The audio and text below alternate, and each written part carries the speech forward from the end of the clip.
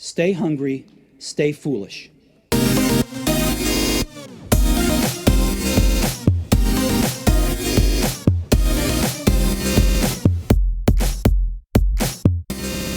The questions we grapple with in today's show are not about transistors and neurons and algorithms and such. They are about the nature of reality, humanity, and mind. The confusion happens when we begin with, what jobs will robots take from humans, instead of, what are humans?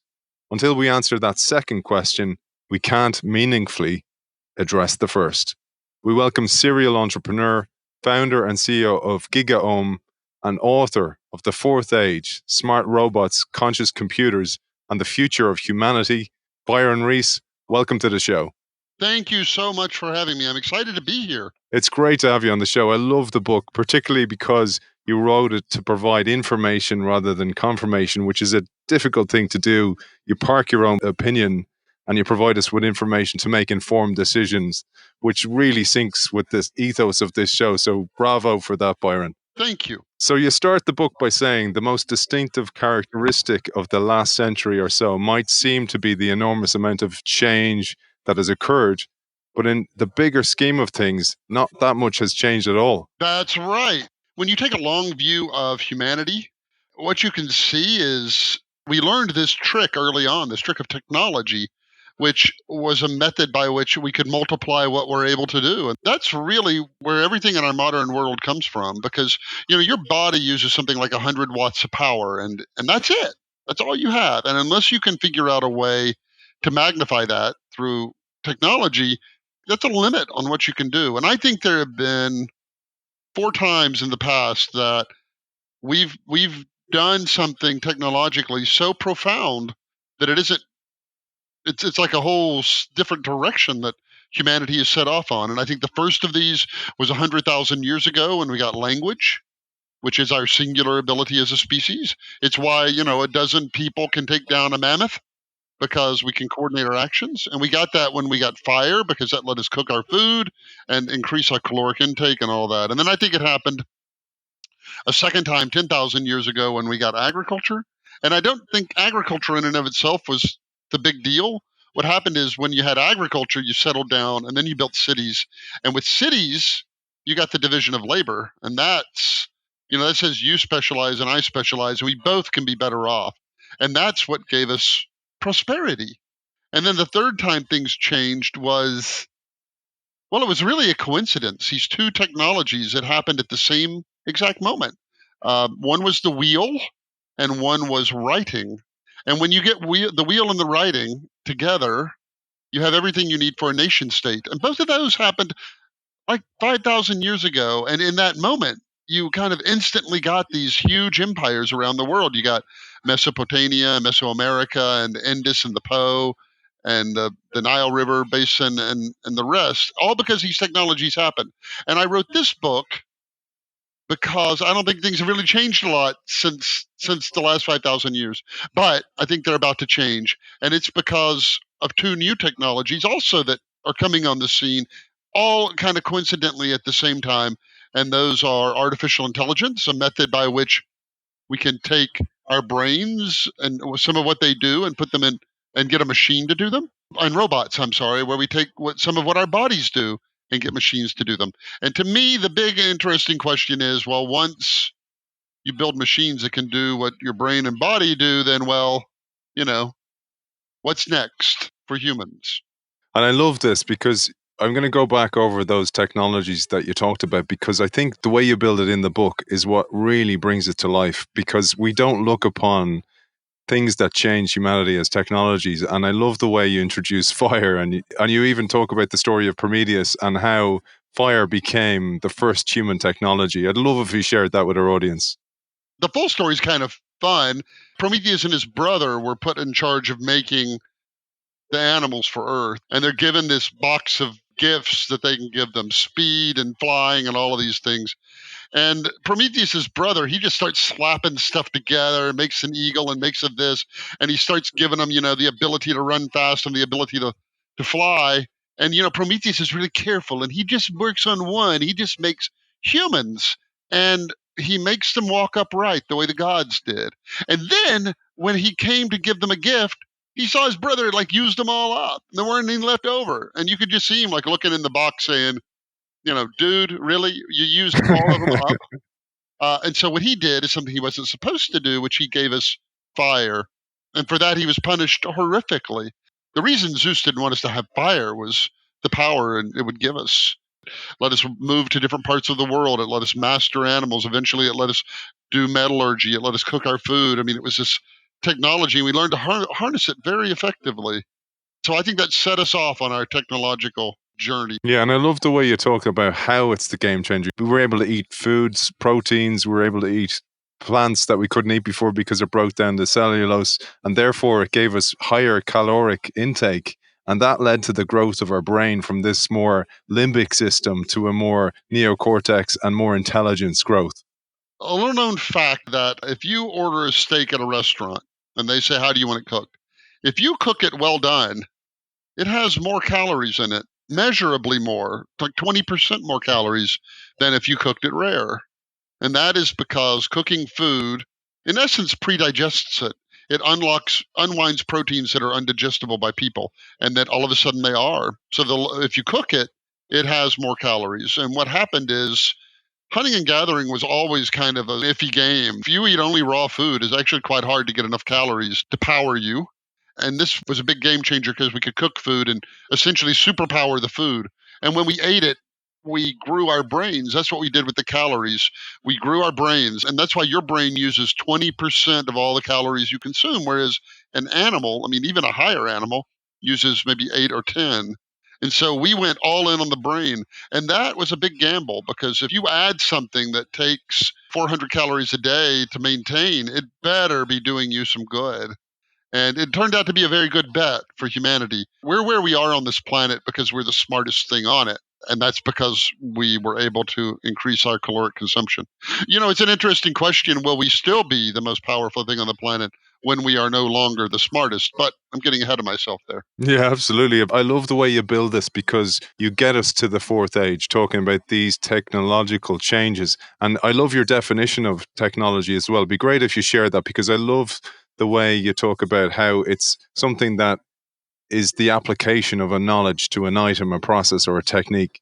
Right. We use the term very loosely. We talk about technology, but I'm really interested in what is it? Like, effectively speaking, it's one of those things that everybody kind of knows what it is, but until you can articulate it, you don't really, I don't know, appreciate the full import. And what its effect is that it multiplies what we're able to do. More people can hear you because you're using technology than if you were just sitting out on the street corner interviewing me because you're using technology. And it is what you just said, the application of knowledge to something.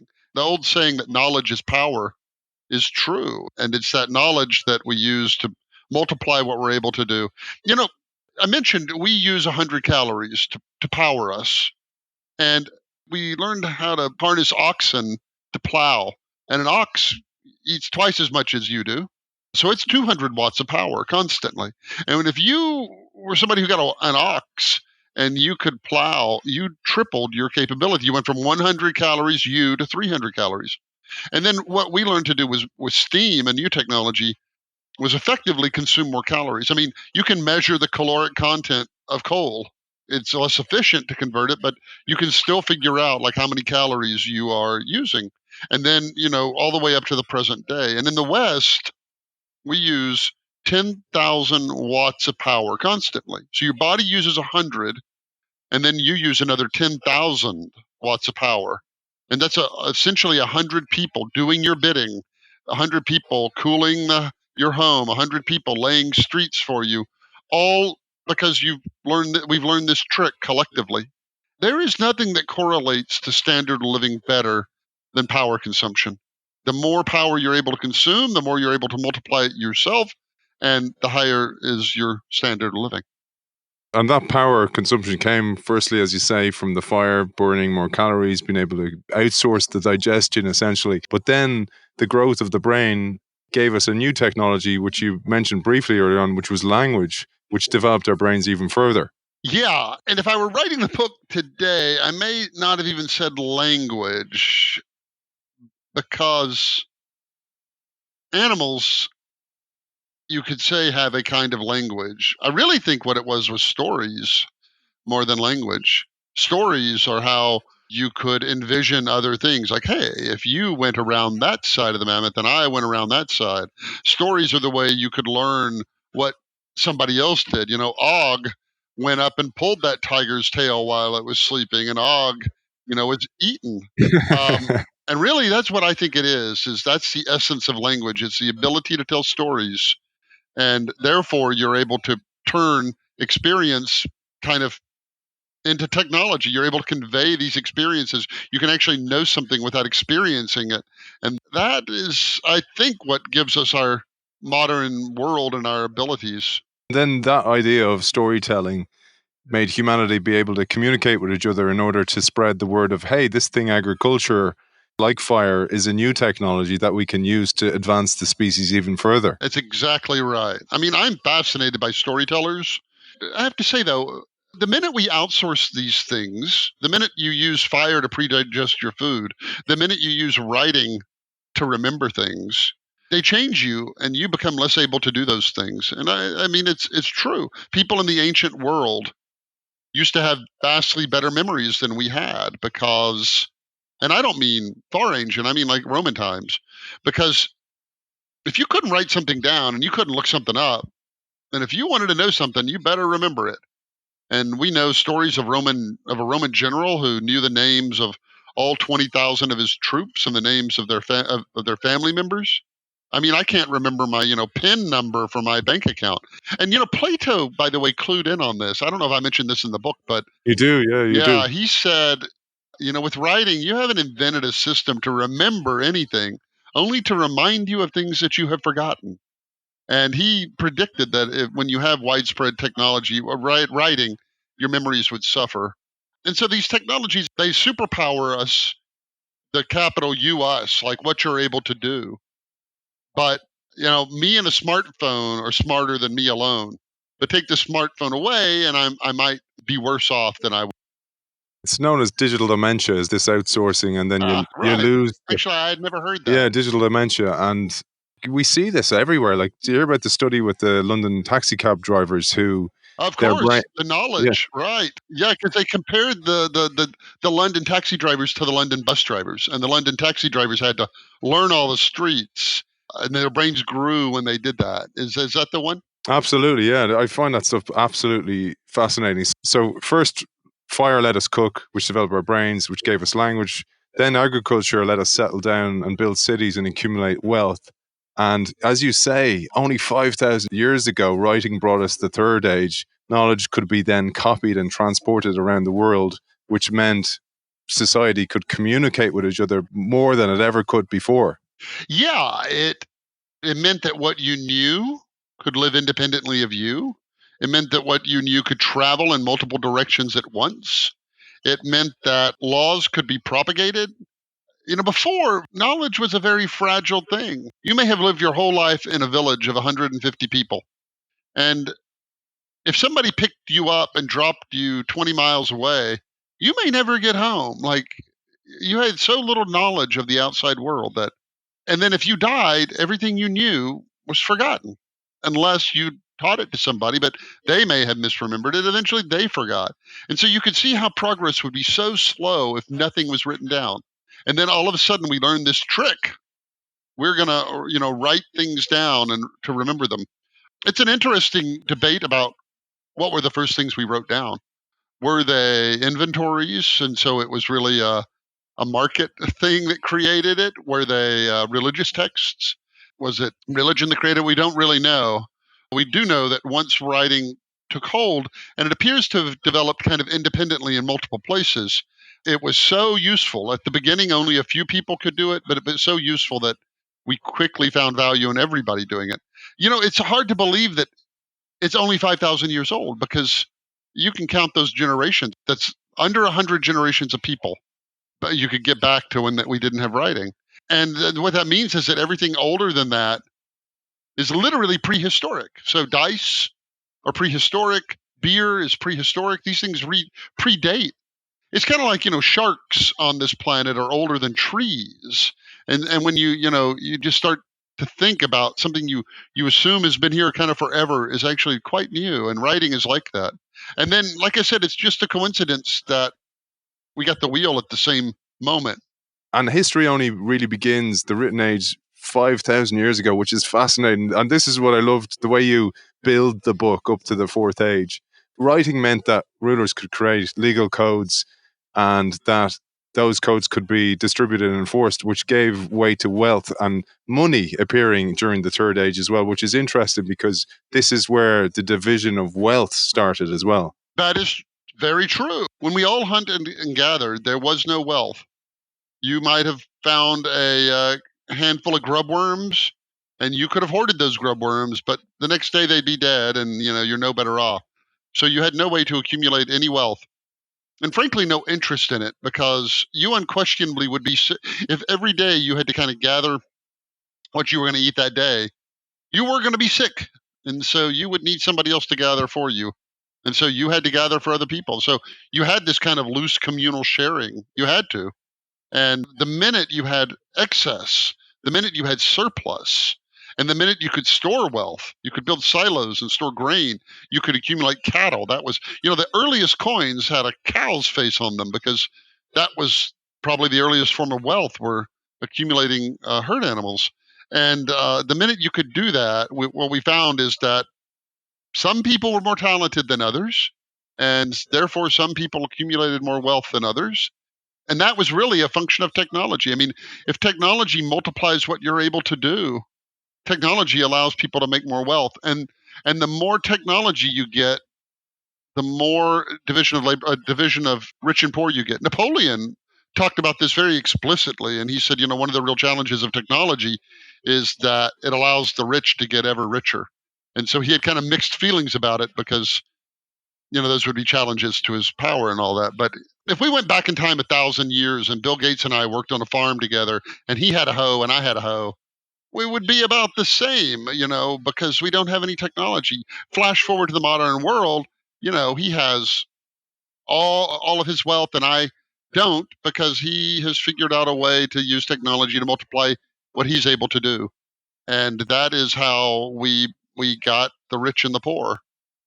And then as I write, there are all kinds of things that the rich built society. In the Aztecs restricted smelling of certain flowers only to the wealthy, and so you started kind of bifurcating society as well, and you had hereditary monarchies emerge, and you can just kind of see it all developing and understand why things are the way they are today. It's one of the things I loved about the book, because I loved the historical aspect of it, the way you build it. And the final build before we jump to the fourth age, to today's age, is you talk about the division of labor and the massive impact that had on society. Yeah, that's what they call one of the only free lunches in economic theory. And it's super powerful. I mean, Adam Smith wrote, that was 1776, and he probably wrote the most eloquently about it, where he said, I went into these pen factories and it would take and a person would make the pen. They would string the wire, then they would cut it, then they would sharpen it, and then they would do all the stuff to it. And a person may make a pen a day. But he said, the minute you broke that up into steps and you just had one person work on this step and one person work on this step and one person work on this step, you got more than 100-fold increase in productivity. And that's why, I don't work harder than my great-grandparents, but I live a more lavish life than they lived, in part because I have technology to multiply what I'm able to do, and in part because I specialize, and society has become more specialized. For 10,000 years after we invented agriculture, 90% of us farmed. Up until the 1750s in the West, 90% of us farmed. And there's not a lot of division of labor in that. If everybody's having to grow beans and everybody's growing peas, there isn't a lot of specialization. So economic growth is highly limited. And it's only the minute you have specialization that you can have wealth. And that was a long time in coming, because for the longest time, It just took kind of all of us to grow our food. And, we saw early glimpses of it.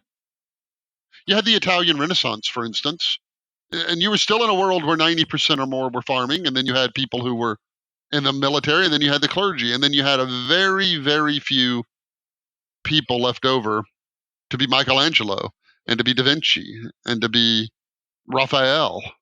And so we got glimpses of it. And what happened is we live in an era now where we have the internet. And what we found is that we all kind of became Da Vinci's and Michelangelos and I guess Dante's. You invent blogs, 100 million people start writing. In Dante's day, there were just a few people who could write, and they were probably among the best. But now everybody can. And then we invented YouTube, and all of a sudden, a billion videos get uploaded. And you invent iTunes, and all of a sudden, the amount of music blossoms. And you invent all these technologies. You invented comments on Amazon and these places, and all of a sudden, everybody wants to comment about the world. Everybody wants to weigh in. And what happens is that you might have assumed if you went back in the Renaissance time, well, there are only a few people who had this talent, only a few Dantes and all of that. But it turns out everybody, all humans, have the urge to create something. All humans have the urge to beautify something. All humans have the urge to express themselves. And what technology has done is it has empowered everybody to do it. It is like we live in the Renaissance, but supercharged, because everybody is a creator. And sure, there's a lot of talentless people who are creating a lot of stuff. That isn't the point. The point is that there's a lot of magnificent things being created by vastly more people than ever before. I think of my father's generation, and my father for that matter. I'm 50, he's 80. When he left university in, say, 1960, he probably never wrote another word after that. Probably never wrote a word. Maybe a letter to the editor or something. But why would he? And we write every day, all day long. And my father never made a video. He never recorded a podcast. He never did any of that. And you wouldn't think, well, that's because he didn't. Just wasn't very smart. What we have found is that it's just because the technology didn't exist. And now that we have the technology and the division of labor, we're all creators. As you note in the book, the signature innovations up until today's age, the fourth age, were more evolutionary, but today's are revolutionary. And one of the revolutionary aspects of society is Moore's law. But more importantly, and the lesser known one, the observation made by Ray Kurzweil, I'd love if you explained that one. Sure. This was a big deal. So Gordon Moore, 53 years ago, one of the founders of Intel, still alive. That's how recent all this history is, that so many of these people, the modern world is so young. The first person we've been to the moon. In fact, we went to the moon 50 years ago, right? I mean, no, that's old news. But the first person to break the sound barrier, Chuck Yeager, he's still alive, and he knew one of the Wright brothers. And so that's how fast these technologies kind of change.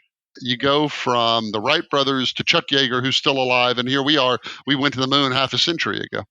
But Gordon Moore, another one of these kind of giants in the field, made an observation that he said, the power of computers seems to be doubling every 2 years. And I think it's going to go on for a while longer. And that was kind of it. And he was right. The power of computers had been doubling and has continued to this day. And then along came Ray Kurzweil that you mentioned, and he said, what's interesting is it's been going on for a long time, 120 years, maybe 500 years, I don't know, but 120 years. And what's fascinating about it is computers went through 5 different technologies in that time. The first ones were mechanical, you wound them. And then you had ones with relays that opened and closed. And then you had tubes. And then you had transistors, and then you had microprocessors. So a microprocessor and a mechanical computer don't have anything in common, right? Other than what they tried to do. So how is it that for 120 years, this law has been in lockstep? Like every 2 years it doubles, every 2 years it doubles, every 2 years it doubles, even though the technology keeps changing. Nobody knows the answer to this, by the way. Nobody knows. If you figure it out, call the Nobel Committee because you got a prize coming to you. Nobody knows why technology does this. Then other smart people came along and they said, it's fascinating. It isn't just computers that do this doubling. All technology does. It doubles over a specific period of time. It may not be 2 years. Maybe it doubles every 5 years, every 20 years, every 9 months, but it doubles and doubles and doubles and doubles and doubles and doubles and doubles ad infinitum. And again, nobody knows why. Some people think that multicellular life does the same thing. It doubles in complexity, I think, every 150 million years. And if you go backwards, it means that life is older than the planet is. That would imply we came from someplace else, or at least the cells that became us came from someplace else. And so this is this big idea that technology has this attribute, this doubling. And what happens is people often don't appreciate what all this doubling does. And there's a good reason for that. It's because nothing in your life does that. You don't have 2 kids, then 4, then 8, then 16, then 32, then 64. Your bank account doesn't go 100 euros, 200, 400, 800. It just doesn't. Nothing does that. So we're bad at estimating what a big deal it is. And there's a story about the creation of the game of chess, where the man who invented it brought it to the ruler 1,000 years ago, present day India, and said, I have invented chess. And the ruler said, this is fantastic. What would you like? And he said, I am a humble man. Just put a grain of rice on the first square of the chessboard, and then put 2 grains on the second, and then 4, and then 8, and then 16. And I just want the rice on the 64th square. So you say, well, how much rice is that? And the purpose of the illustration is you're going to guess too low. So guess really, really big. But the fact of the matter is there's more rice than has ever been grown in the history of planet Earth. And by the way, when the ruler found this out, he had the man put to death. And there's another lesson to be learned from that. But the main lesson is nobody thinks that. And nobody thinks that way. Nobody says, oh, I bet that's more rice than it's ever been. And what it really means is that it took us 3,000 years to get from the abacus to the iPad. But in just 25 years, we'll have something as far ahead of the iPad as it is ahead of the abacus. And it means something, I think, even bigger.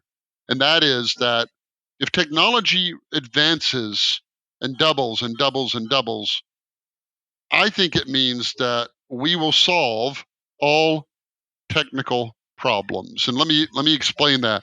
So first of all, there's a lot of problems that aren't technical, and technology is not going to help us with those. But there are a range of problems that are just technical. There's no reason they have to be. We just haven't figured them out yet. And if they're technical problems, they have technical solutions. And if we don't have the technical solution today, just wait. So you take something like disease. Disease is a technical problem. You don't have to have disease. And I believe, if you're listening to this, you're going to live to see the end of disease. And you say, well, how can you say that? And you say, well, the worst disease ever was smallpox. And we developed a cure for that. I mean, a vaccine against that in the 1700s, before germ theory had been put forth, before we even knew it was caused by germs. Jonas Salk made the Salk vaccine to defeat polio. And he didn't have any technology. He didn't have a computer. He lived in a time of stone knives and bear skins. And on and on. And so these things that are just technical problems that we defeated back when we had very little technology. Imagine you can take a pathogen and sequence its genome and model it in a computer and try 10,000 cures in a minute. And so I think that is a technical problem that we will solve. Aging might be one. You only age and grow old for 4 reasons, and they all look like technical problems to me. Hunger. You don't have to have, the earth does not strain to feed the people on it. Far from it. I mean, my country, the United States, throws away enough food to feed all the hungry people in the world. So that's just a technical problem. How do you grow more food with less resources? That's just technology. Poverty. Poverty is a technical problem. You don't have to have poor people. And to say we'll eliminate poverty, well, half the people in the world still live on less than €3 a day. And so that's a big statement. But again, if technology increases productivity and technology doubles in capability, then our productivity will all go up, and it's all going up, and that will overcome poverty. So I think there's a range of problems that technology will solve, and it's like mathematically certain. It isn't a speculation or a hope. And again, there's a lot of problems that aren't technical. There's hatred and envy and greed and bigotry and all the rest. And in the end, our great challenge is all to become better people. And I don't know that technology helps with that a lot, but there are certain problems that technology can really end once and for all. That only seems odd to us because we know enough history to know we've always had hungry people. We've always grown old and died. We've always had poor people and the rest of it. But we're finally at this point where our technology is growing at a rate. We're finally up there on square 60 of the chessboard and 61 of the chessboard, where when you double it, it's a big deal. It's a lot of rice. It's a huge step forward. And then you double it again, and then you double it again. And that's the world we're in. And again, you mentioned it's not just one technology that's advancing at the moment, it's colluding technologies. And it's worth mentioning, in line with Moore's law and in line with these doublings, is the dramatic reduction in the price per gigaflop. That is correct. That is correct. It's the price of computation that's falling. You don't have to kind of think of it in the power of computers doubling. It's really the price of computation plummets. And once computation becomes effectively free, all problems that are inherently computational become effectively free to solve. And there's a lot of problems that are like that. Look, I'm not blind to all of the challenges the world faces. Don't get me wrong. We're a skittish species. We have earned it honestly, though. And somebody, I don't even know who it was, said it was far better for our ancestors to see a rock and to think it was a bear and run away from it than for them to see a bear and think, it's just a rock, and not to run away. So it's always been better for us to be skittish and frightened and to scamper off and hide. And that has served us well. But what it has made us is natural pessimists. It's made us always think, oh, well, that could be a bear. It's not a rock, it's a bear. And even when it's a rock, we still think, oh, that might still be a bear. That's what's inside of us. That's what powers us. And in the cold light of day, when we can see everything clearly, we can say, it's just a rock. I understand why people are worried about what technology can do. It's far easier to see the bad it can do than to imagine the good. It's like the internet. When the internet came out, people said, oh, what's this going to do to jobs? You're going to have no more travel agents. You're going to have no more stockbrokers. You're going to have no more yellow pages or whatever you have in Europe, the big book you get with all the businesses in it. You're going to have no more newspapers, and you're going to have all these things. And they would have been right about every single one of them, every one of them. But nobody saw Etsy and eBay and Google and Amazon and Airbnb and Uber, a million new businesses, more jobs with new names than we ever could have imagined. Nobody could imagine any of that. So we're programmed to always see the bad half of something, and we're unable almost to see the good half. And so when I sit here and talk about all these things that technology is going to do, there'll be no hunger, and all the children will know how to read, and all these other things. It isn't because I'm ignorant or blind to the misuses of technology, but because I know that more people on this planet want to do good than evil. We know this because we never would have made it to where we are if most of us were bad. More people want to build than destroy. We know this. We could not have had progress if it wasn't for that, and that we've gotten this far. There was a time when we were an endangered species, that there were less than 1,000 breeding pairs of humans. Genetically, they think that about 75,000 years ago, 1,000 breeding pairs of humans. And what would you have bet on us then? Like, oh, that's going to be the species that, runs everything and goes to the moon. You wouldn't. And yet we overcame all that adversity with limited technology because more people were good than bad. And now we have all this technology to multiply what we're able to do and the good we're going to be able to do in the universe. People have dreamed of utopias for a long time, and they've always been that. They've just been these dreams. And we were kind of raised thinking, well, those are just dreams. But we're actually going to be the people that can create that world. Not because we're better. We just happen to be lucky to be born at the time when the technology has surpassed scarcity, when we now have the technology to overcome these problems. And so we can actually build these things. It's just a matter of will at this point. It's not a matter of can we. I said at the start of the show, you give information and not confirmation, but there's an underlying technological optimist in there, and that certainly comes across. But I mentioned this as well in the introduction to the show. One of the big questions you have to ask before you ask about the future of humanity is what it means to be human. And there's three fundamental questions that underpin the book. They're not technical questions, but philosophical ones. Yes. I was really curious why so many people had such different opinions about what seemed like straightforward questions. What will computers be able to do? Will they be able to have emotions and think and be creative? What are they going to be able to do? What will robots be able to do? And or can you build a machine that can do the work of any human? Not just a bricklayer, but a poet. Can you build that machine? Like, those are questions you would think would be knowable. If you ask, can people go to Mars? You say, yeah, probably.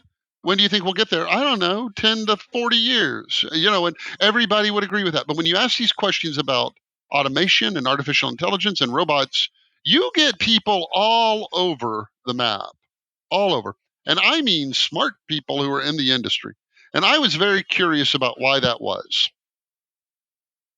And I think it boils down, as you said, is it's not really, you don't have to know anything about technology to answer these questions. And I'll pose them if I can. I'll pose the first one at least. The first one is, what are you? You, the listener, what are you? And I'm going to give you three choices. The first choice is you are a machine. You're a machine. You're a self-sustaining chemical reaction. You're a bag of electrical impulses and chemicals. If I knew where every atom in your body was, what direction it was heading, I could copy that. I would just build another you, and that would be as you are. Like, you're a machine. That's what you are. The second choice is you are an animal. And that goes, well, you have a mechanistic body, but you also have this animating force. You have life, and life isn't mechanistic. Life is something beyond mechanics. And then you have a third choice, which is you're a human being. And of course, we're humans, we know that, but it means something different. It means, yes, you have a mechanistic body. Yes, you're an animal, but there's something else about you that separates you from animals and machines. And some people may think, well, I have a soul. And some people may say, I have consciousness. And some people say, I have a sophisticated language. I can think in abstract thoughts. Whatever it is, there's something different than you, than animals and machines that you are. Now, the fascinating thing is that when I put these questions, when I put them on my website and ask that question of people who just come to my website, 85% say they are humans. But I also happen to host a podcast about artificial intelligence. And the people that come on the podcast, most from Silicon Valley, all working on AI. Like, these are all the big brain AI people in the world. When I ask them that question, and I keep count of this, I've had 100 guests, and 95% of them, 95 of them, have all answered the question, I am a machine. When I wrote that in my book, my editor from New York wrote in the margin, does anybody really think that? And it's like, yeah, like everybody in Silicon Valley believes that. And they don't just kind of go, I guess. They're very explicit. Of course I am a machine. What else would I be? And if you think that, then someday we'll build a mechanical you. If you are a machine, then someday we'll build a mechanical person. And then 2 years later, they'll be twice as powerful. And 2 years later, they'll be twice as powerful. And then someday they'll be so powerful you can't even relate to them. But if you're not a machine, then that means no machine can ever do what you can do. And there are these inherent limits to what computers can do. Another way to think of it is a thought experiment put forth by a professor at Berkeley, and this is called the Chinese room experiment. And it goes like this. There's this room, giant room with all these very special books in it. And in the room is a library, what we call the librarian. And the important thing about the librarian is she speaks no Chinese, doesn't know a word of Chinese. That's important.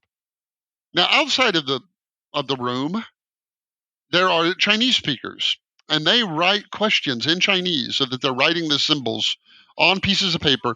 They're sliding them under the door, and she picks them up, but she knows no Chinese. But what she does know is how to do this. She takes the first character on that question, and she finds a book that has that on the spine. And she flips and turns and finds a second character in that book. And that directs her to another book where she looks up the third character, to another book to look up the fourth, all the way to the end. And the last character she looks up in the book, it says, copy this down. And she copies these symbols down she doesn't understand, that she doesn't. And she writes them all down, and she slides that note back under the door. And the Chinese speaker outside picks it up and reads it. And it's brilliant Chinese. It's poetic, and it rhymes, and it's pithy, and it's philosophically important, and it's beautiful. And so the question is, does the librarian understand Chinese? Does the librarian understand Chinese? Now, people on my show, by and large, say, well, of course she understands Chinese.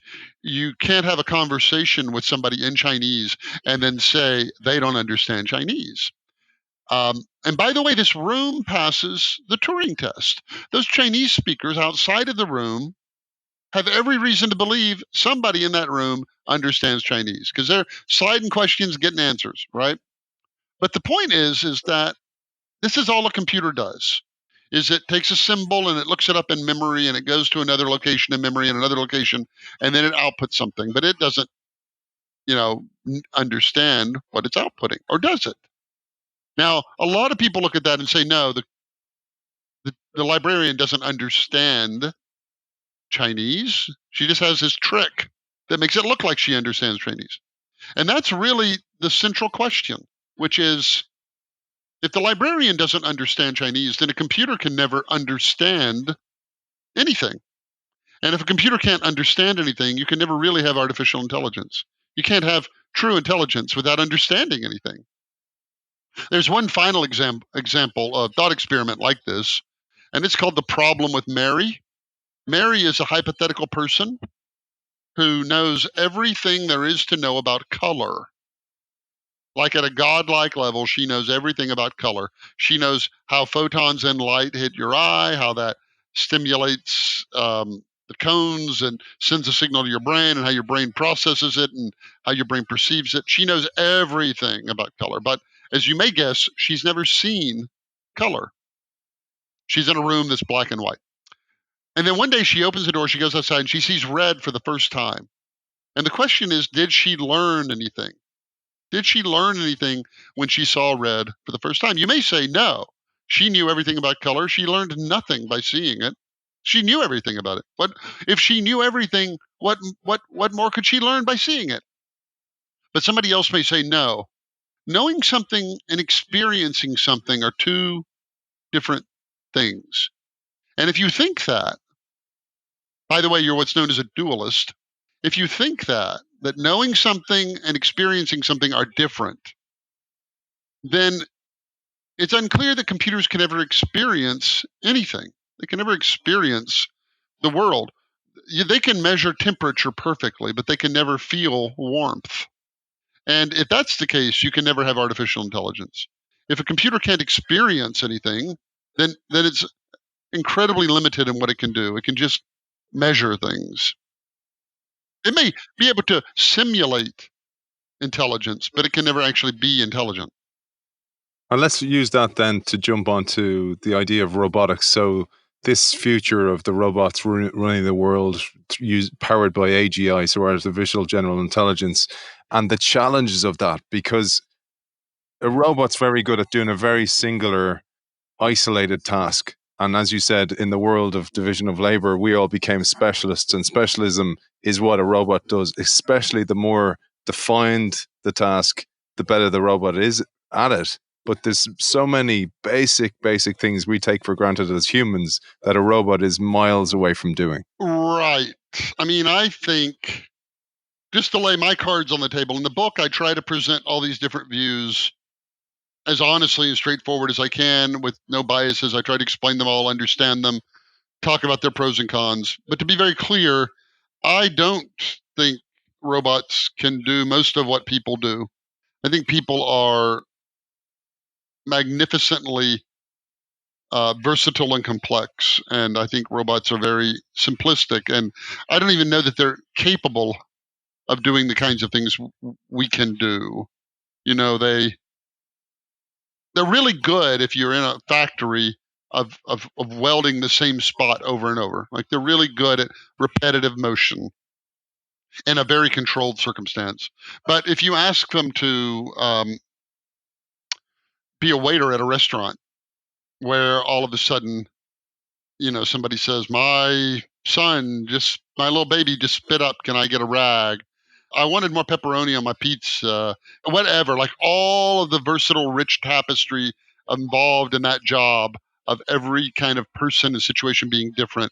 That's a nightmare scenario for a robot. And you made a reference to an AGI just a second ago, and I guess maybe we should lay that groundwork real quickly, which is, when people say AI, they actually mean two different things, and it's super important to know what people are talking about. So one of them is what we call narrow AI, and that's an artificial intelligence that can do one thing, and we know how to do this now. So a spam filter in your email program that identifies spam, we can build that, and that's a narrow AI. But don't ask it to make you coffee. I mean, it doesn't know what coffee is. The program that routes you through traffic, that's narrow AI. And the way we do it, by the way, is kind of interesting. We take data about the past and we get a computer to study it and make projections into the future. That's all it is. It's just take data about the past, look for patterns, project them into the future. And therefore, it only works in very few places where the future is just like the past. It can identify cats because a cat tomorrow looks a lot like a cat yesterday. But there's many things that approach just doesn't do. Now, the other thing people mean by AI, though, is what you just referred to, artificial general intelligence. This is something we don't know how to build. And that is a statement 100% of the people in AI would agree with. Everybody agrees we don't know how to build it. And that's an AI as versatile as a human. It's creative, it's witty, it's smart. Ask it to make you coffee, it'll do it. Ask it what you should get your spouse for Christmas, it'll help you out. It'll figure it out. So, and we see that in the movies. We see C3PO and we see the Commander Data and all of that, but nobody knows how to build it. Now, when I ask people on my show, when will we build that? They say the range is 5 to 500 years. That's what I have heard from all my guests, which is not very helpful. Right. I mean, if you dropped your dry cleaning off and they said it'll be ready in 5 to 500 days, you'll get a new dry cleaner. Yeah. But all it means is we don't know how to build it. And but then you say, well, how do you know we're going to build it? And they say, well, it's simple. We're machines. And if we're machines, we're intelligent. Someday we'll build an intelligent machine. And so we only know how to do, and many people, a minority of AI people, I have to say, don't think a general intelligence is possible. I think it's an open question as to whether we can ever build a general intelligence. I think it's a real leap to say, well, we have brains, we don't know how they work, and we have minds. That is, we're creative and emote, and we don't know how that happens. And we're conscious. We experience the world. We feel warmth. We see red. We experience red. And yet we don't know how we do that either. But we're going to build it all someday. We're going to build it. We don't know how we do it. We're going to build it. I think that's unproven. So when people say, are you worried about AI?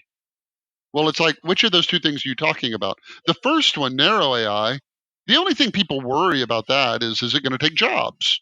right? Nobody worries your spam filter is going to try to take over the world or anything like that.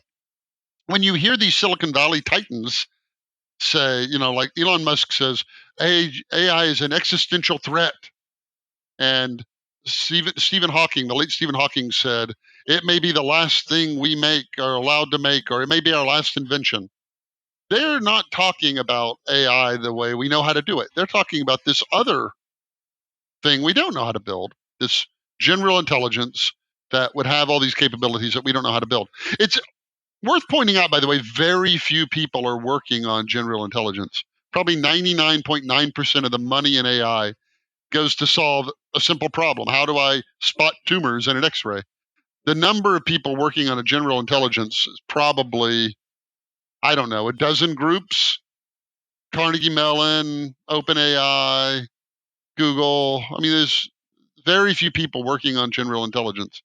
And so that's kind of the landscape.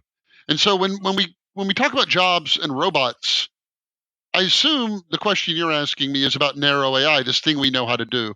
This other one that's like super smart, creative robot, like Ultron in the Avengers movies, that's a whole different thing. And I don't have any reason to think that can even exist.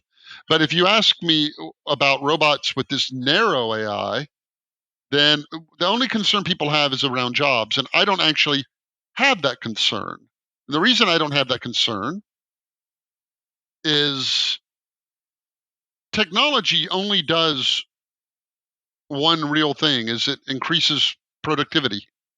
Our standard of living rises not because we all work harder, but because an hour of our labor yields so much more than it used to. Now, what's interesting, I can talk about numbers in the United States, but they're largely the same directionally for Europe. And in the US, for 250 years, we've never had unemployment above 10%, except the Great Depression, which wasn't caused by technology. Unemployment's never been above 10%. And that's pretty interesting because I spent a fair amount of time, and I didn't put this in the book, but I spent a fair amount of time trying to figure out the half-life of a job. In other words, what I came up to was 50 years. In other words, every 50 years, I think half of all jobs vanish. I think if you look back to 1970 to now, half of jobs are gone. A lot of manufacturing jobs. Just a lot of things. Typewriter repair people and telephone operators, switchboard people, and all of it. Photocopiers and all these things. It's all gone, half of it. And then I think between 1920 and 1970, we lost half the jobs. A lot of farm jobs were lost then. Between 1870 and 1920, we lost half the jobs, more farm jobs. And now, so you have to say, well, how can you always lose half your jobs every half century and never have unemployment? Like something's going on there. It's not like it spiked briefly because of steam, or it spiked briefly because you invented the assembly line, or it spiked briefly because you electrified industry, because you replaced animals with steam and all those Teamsters lost their jobs. It didn't go up. And why would it? Like you can't even spot that in the unemployment numbers. You can't even see if I say, hey, where did all the Teamsters lose their jobs in there? And the reason is because what technology does is it multiplies what people are able to do. It increases productivity. And the minute you invent a new technology, you increase people's productivity, and that's good for people. And if you don't think that, then you should advocate that everybody be required by law to work with one arm tied behind their back. If everybody were required to work with one arm tied behind their back, you would create an enormous number of jobs because you now need a bunch more people to do anything, to rake your lawn and to build a car. But everybody's productivity would be down because they could only do half as much. So wages would plummet. Conversely, if you could give everybody on the planet a third arm, hey, everybody, you got a third arm, then all of a sudden you could do more. Your productivity's up and wages rise and all these new jobs are created. And that's what AI does. AI makes everybody smarter and robotics makes everybody have another arm. And these are good for humans. If you don't think they're good for humans, it's like the only way you can say AI is not good for humans is to say ignorance is better than knowledge. And I don't believe that. And the only way you can say robots aren't good is to say, I think, that we should all be less productive than more productive. And you give the great example that you often hear about, oh, Google Translate's touted as the prime example of technology putting people out of work. It'd be great to share how that isn't true or how that would play out when that happens. The line goes, Google Translate can translate a document as well as a human and a human translator. And then you say, well, what's that going to do to human translators? And by everything I've read, the number of human translators we're going to need is going up dramatically. And you say, well, how can that be? And it's because the minute you say, okay, we can translate emails for free, everybody's like, well, I will start doing business in China. I will start doing business in India. I will start doing business elsewhere because I can do it so inexpensively. And then, oh, there's a contract. Well, we need somebody to translate the contract. I'm not going to use Google for that. Oh, there's a phone call. Well, we need a translator for that. Oh, we need to localize our product in that language. Oh, we need marketing copy. We need good slogans in that language. Okay, let's get a translator. And all of a sudden, because you took the low value thing, hey, how do I translate this email, and got rid of it, you've reduced the price of that to zero. You like supercharged it all. I assume these. I mean, I don't know if they're the same in Europe as in the U.S., but we have TurboTax to do our taxes. Well, that did not eliminate the need for tax accountants. We have QuickBooks. That didn't eliminate the need for accountants. We have Rocket Lawyer to do contracts. That didn't eliminate the need for lawyers. And we have the open source movement. That didn't eliminate the need for programmers. All of those things are growing because technology takes some aspect of it and lowers the cost, and that causes all these new opportunities to happen. It's hard to see it. It's hard to, and I'm very sympathetic to people who look at that and get worried, who say, oh, self-driving cars are coming. I'm a trucker. I'm in bad shape.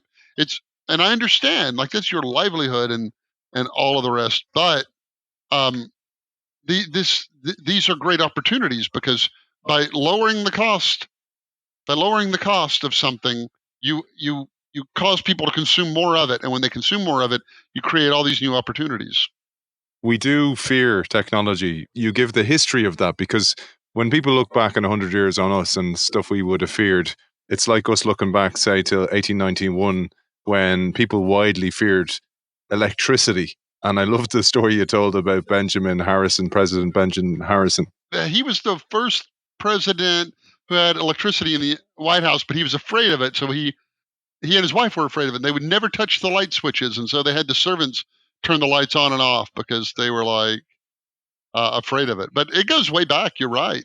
Everybody knows the story of when the looms were automated in France, people thought they were going to put them out of work, the loom operators. And so they took their wooden shoes, their sabots off, and threw them into the machinery to break it.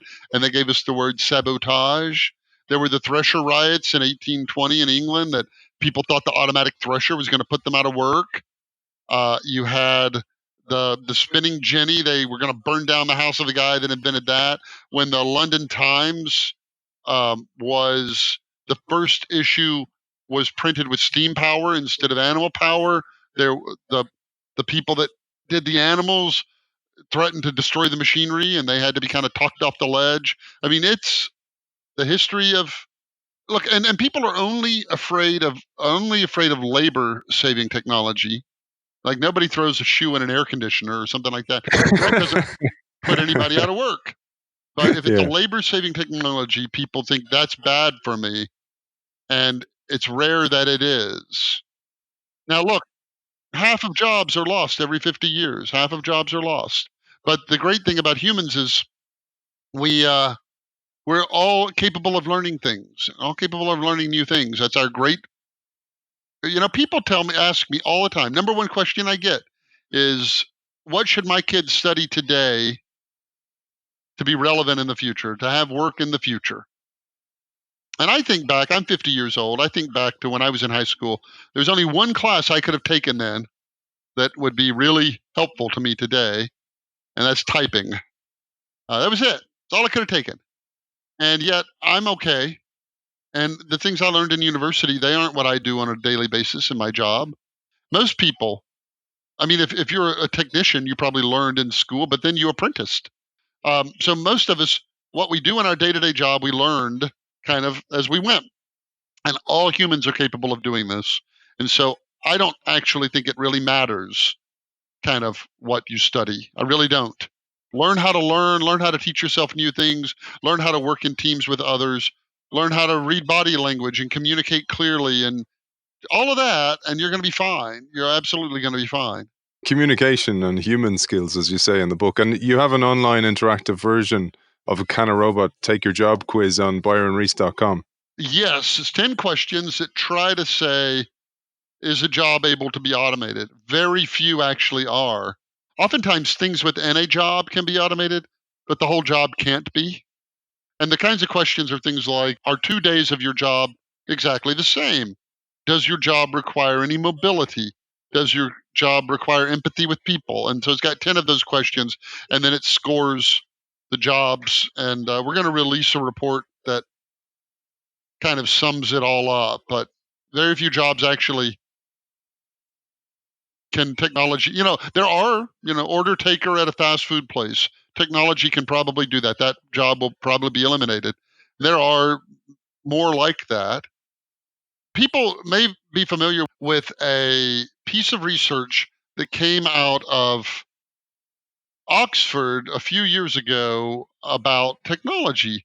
And it was by these two guys named Frey and Osborne. And in this, the way it's reported is that technology is going to destroy 48% of all jobs. That was how it's reported, and in some reasonably short period of time. If you read it, that isn't actually what they say. They say that a high percentage of things that people do can be automated, but that isn't the same as saying the job is destroyed. The OECD, which is nonpartisan, non-governmental really, came to the conclusion that if you say, well, what jobs can current technology actually eliminate, they think it's about 10%. And I would say that may be low. I mean, because we do lose jobs regularly, but I don't know that we're losing jobs any faster or slower now than we were when Steam came out, when the internet came out, frankly. You don't have to go back to Steam. When the consumer internet came out, it destroyed all kinds of jobs, and yet you don't see a bump in unemployment. I mean, if I were to ask you, do you think the consumer internet created or destroyed more jobs? It's hard to say, and that it destroyed more jobs than it created, because it created all these new things. All these newly available travel agents and stockbrokers could do new things. Oh, and I do want to say one more thing, and this isn't in the book, but this is really, I think, important, because what people say to me, they say the following: Byron, look, I hear what you're saying, and I agree to a point, but here's the problem. Technology is great at creating high pay, high skilled jobs like a geneticist. But technology destroys low skilled, low wage jobs like order taker at a fast food place. And then they say, do you really think that order taker at the fast food place has the skills to become a geneticist? Do the people losing their job have the skills to do the new jobs? And you say, well, I guess they don't. But that isn't what happens at all. What happens is a university biology professor becomes a geneticist, and then a high school biology teacher gets a university job. Then the part-time substitute teacher gets hired on full-time at the high school, all the way down the line. The question isn't, can that person at the bottom of the economic food chain do that new job at the top? The question is, can everybody do a job a little harder than the job they have today? That's it, a little harder. And if the answer to that is yes, which I think it is, then that's 250 years of economic history in the West. Technology makes great new jobs, destroys bad jobs, and everybody shifts up a notch. Then it creates new jobs, destroys bad jobs, everybody shifts up a notch, and so on. And so it's if you're in a part of the world and you're about to lose your job and the factory's about to close, it's hard to see that. And we as a society could do a lot better job of helping people through these transitions. But it isn't dire. It isn't dire. We're creating jobs. There's an infinite number of jobs in the universe. Jobs are created instantly when you take something like a lump of clay and you add labor and technology to it and you make something else like a vase. And whatever value you can add, that's a wage. And technology, by the way, lets you add more value. So technology increases wages. And so there's an infinite number of jobs. That's why you can never have technology really cause unemployment, because all we do is take the technology and make up a bunch of new jobs forever. And that's what we've done. And that's what we will continue to do. That's fantastic. And it's a great way to finish. There's so much more in the book that we could have got through. I had so Yeah, much. we didn't get to consciousness. Can machines be conscious? And all of the other stuff Yes, that cyber I tried to warfare. cover. Yeah, you could. I mean, this book is so comprehensive. It covers absolutely everything. But there's one piece I'd love to finish on, and it's going back to something you said earlier on, both about the human purpose element being so important, the humanity part, and also you mentioned that negative bias we have, where we are wired to see that as a bear and not a rock to save us. That's there to actually save us. But I'm going to quote this piece from the book because I love this. It was kind of dropped in there. You didn't make a big deal about this, but it meant a lot to me. And I think I'd love to pull it out and quote it. Perhaps we are driven towards perpetual progress by our mild discontent with the present. No matter how good things may be, we can always picture them a little better. And the drive to relentlessly move forward and upward is our distinctive characteristic. Maybe we aren't so much Homo sapiens, the reasoning man, as we are Homo dissatisfactus. We're the dissatisfied person. Yeah, I had a bunch more I wrote about that my editor cut. There's 30,000 words that got cut out of that book. But I went on to say, beavers have been building dams for 100,000 years. They don't really show any sign of getting any better. They're not hydraulic. They don't generate power to cool the beaver's den. We don't actually see any animals. I mean, we see animals adapting to their environment, but we don't see other animals make progress the way we do, that we relentlessly march forward. I've heard it said, and I don't want to, this could just be pseudoscience, but I have heard it said that our circadian clock, if you take people's sense of time away, like you're in a room with no windows, but you have lights and you have no clocks. You don't know what time it is. And you just live, that you settle down to a 25-hour day. That's about what you naturally would get into. Whereas animals are at 24 hours. So they're in sync, as it were, with the world. They live, their internal daily clock fits the world, but ours doesn't. We're out of step. We're just constantly a little bit out of phase with the world around us. And that's what gives us the wanderlust, and that's what gives us the drive forward, and that's what gives us all of this kind of angst that makes us constantly unsatisfied and constantly trying to make things better. That's why we go to the stars, and that's why all of it. Why climb the highest mountain? Why swim the English Channel? It's because we're somehow just a little bit out of sync with the world around us. I will close my part by saying that I believe in us. I really do. I do think that humans are fundamentally more about building than destroying, as I said earlier. We created civilization. We've learned how to progressively get along. We've ended so many terrible things around the world, legalized slavery and the subjugation of women, and torture as entertainment. You used to torture people and everybody would watch and it was fun, and all of the rest, and along the way we've tried to bring developed empathy for other people, and and we extend that circle of empathy, and we try to bring those less able along with us, and we don't ruthlessly weed them out. And I really believe in us. And we sent a probe into space, the Voyager probes, off billions of miles into nowhere with a message of friendship, just because we expect somebody's out there and they want to be friendly too. It's like I believe in us, and I think that if you look at everything we've come through, we've gone through all the hard stuff already. We had plagues and we had all of these things. And now we're at this point where, there's never been enough of the good stuff for everybody. So some people got it and some people didn't. And we're finally at a point where there can be enough of the good stuff for everybody. And we can all kind of get there together. We can all live in these utopias that we've only been able to imagine in the past. And I deeply, deeply believe that. It isn't just like a book I wrote, but that's what I believe deep down in my heart. And that comes across in the book, Byron. So you did a great job in that. And if people want to find out more about you, your work, the book, the podcast, where can they find you? I am the easiest person in the world to find. My name is Byron Reese, BYRONREESE, and I'm Byron Reese on Twitter, ByronReese.com, Byron Reese at Gmail. It's so easy to find. This book is called The Fourth Age, and you can get it, wherever you get books. Serial entrepreneur, founder and CEO of GigaOM, and author of The Fourth Age, Smart Robots, Conscious Computers, and the Future of Humanity, and believer in humanity, Byron Reese.